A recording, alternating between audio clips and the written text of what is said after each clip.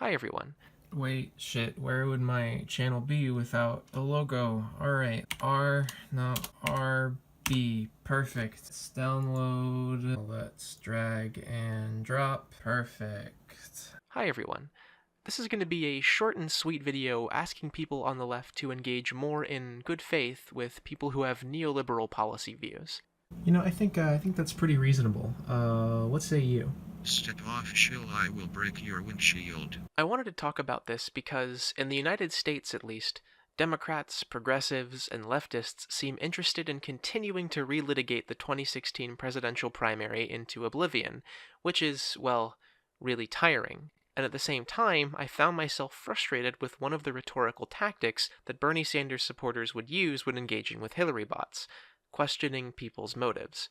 A common crutch that some Sanders supporters would fall back on is that anyone who disagrees with Bernie's platform must either be a liar, bought and paid for by corporate interests, or are entirely naive about the fundamental systemic problems presented by contemporary capitalism.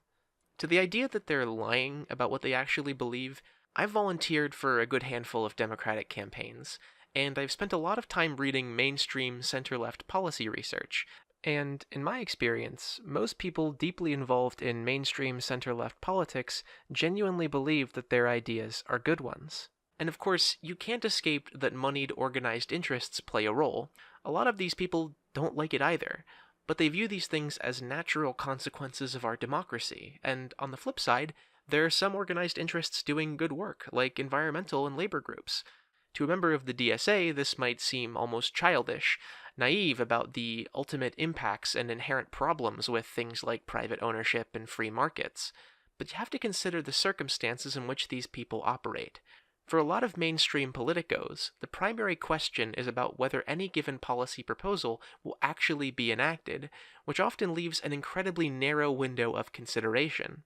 If you want to do anything, it needs to get to 60 votes in the Senate.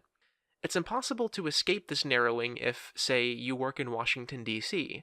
These considerations dominate your day-to-day life. It's the environment that you're immersed in.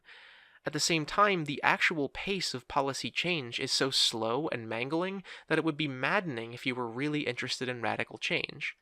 The natural response of someone in that position is to take on a different set of preferences, one that argues, perhaps with some appeal, that small changes in how government operates can create real, immediate benefits in people's lives.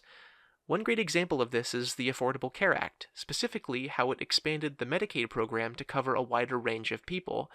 No doubt, we'd be much better off in a country with Medicare for all, but you can't deny that giving millions of low-income people access to insurance they never had before is an unequivocally good thing. You don't have to be satisfied with these benefits alone. There's good reason to believe that the state should take a much larger role in providing health care to everyone, but this doesn't mean that people with a more incremental approach are simply corporate sellouts.